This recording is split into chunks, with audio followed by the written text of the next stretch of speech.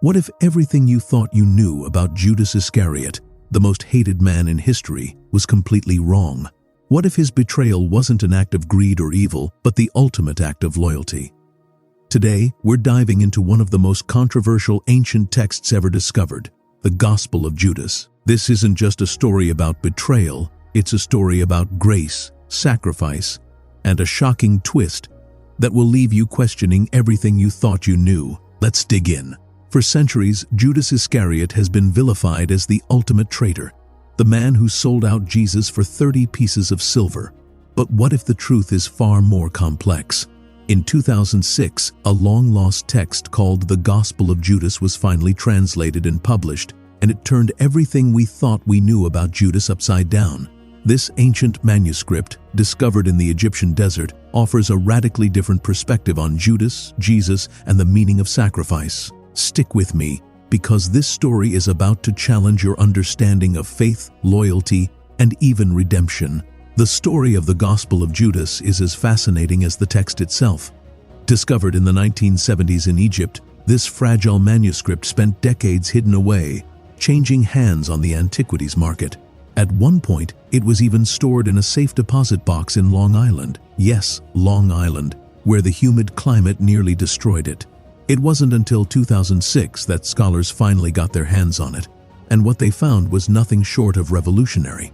This wasn't just another ancient text, it was a window into a completely different understanding of Jesus, Judas, and the early Christian movement. So what does the Gospel of Judas actually say? Well, it portrays Judas not as a villain, but as the only disciple who truly understood Jesus' mission. In this text, Jesus tells Judas, "You will exceed all of them, for you will sacrifice the man who bears me." Wait, what does that mean? According to this gospel, Judas's betrayal wasn't an act of greed or evil. It was a divine mission. Judas was chosen to help Jesus shed his earthly body and fulfill his destiny. In other words, Judas wasn't the betrayer, he was the ultimate loyalist, willing to bear the weight of eternal hatred to fulfill God's plan. Mind blown. Now, this gospel isn't just about Judas, it's also a window into a fascinating branch of early Christianity known as Gnosticism. Unlike the mainstream Christian view, the Gnostics believed that the material world was a prison created by a false god, and that Jesus came to free us through secret knowledge, or gnosis. In the Gospel of Judas, Jesus mocks the other disciples for worshiping the wrong God and praises Judas as the only one who truly understands him. It's a radical, thought-provoking perspective that challenges everything we think we know about faith and salvation. But here's the twist. Even though Judas is exalted in this text, his role is still deeply tragic. He's cursed by the other disciples and destined to rule over the material world, never reaching the divine realm. He's a figure of immense sacrifice, bearing the weight of his mission even as he's misunderstood and hated by generations. It's a story that forces us to ask, what does it mean to be loyal? What does it mean to sacrifice? And how do we reconcile grace with the complexities of human choices? So what do you think? Was Judas a villain, a hero, or something in between?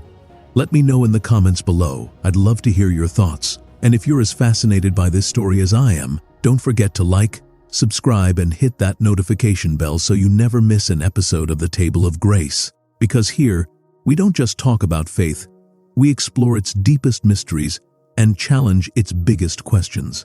The Gospel of Judas reminds us that history is rarely as simple as it seems. It challenges us to look beyond the surface, to question our assumptions, and to seek grace even in the most unexpected places. Thanks for joining me at the Table of Grace. Now, let's dive even deeper into this fascinating text. The Gospel of Judas begins with a striking line, the secret revelatory discourse that Jesus spoke with Judas Iscariot in the course of a week, 3 days before his passion. Right from the start, we're told that this is a secret conversation, a revelation meant only for Judas. And what unfolds is a series of dialogues that completely redefine the relationship between Jesus and his disciples. In one scene, Jesus walks up to his disciples as they're praying and performing rituals of thanksgiving. But instead of joining them, he starts laughing. The disciples are confused and ask, "Master, why are you laughing at our prayer of thanksgiving? What is it that we have done? This is what is proper." Jesus responds, "I'm not laughing at you. You aren't doing this out of your own will, but because in this way your God will be praised." Did you catch that? Jesus says, "Your God, not my God." This is a key moment that reveals the Gnostic worldview. The disciples are worshiping a false God, while Jesus represents the true, unknowable God of the divine realm. Throughout the text, Judas stands apart from the other disciples. In one powerful moment, Jesus asks, "Who among you is strong enough to stand before my face?" Only Judas steps forward, though he can't look directly at Jesus. Instead, he says, "I know who you are and from what place you have come. You have come from the immortal realm of Barbelo, and I am not worthy to pronounce the name of the one who has sent you." This confession reveals Judas's deep understanding of Jesus' true nature, a knowledge the other disciples lack. Jesus goes on to explain the Gnostic cosmology to Judas, describing a vast, infinite realm ruled by the invisible spirit, the true God. He speaks of lower beings like Yaldabaoth and Saklas, who created the material world as a flawed imitation of the divine realm. In this system, Judas plays a crucial role. He is tasked with helping Jesus shed his earthly body so that his divine mission can be fulfilled.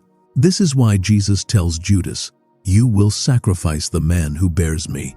It's a profound and tragic mission, one that redefines the meaning of betrayal.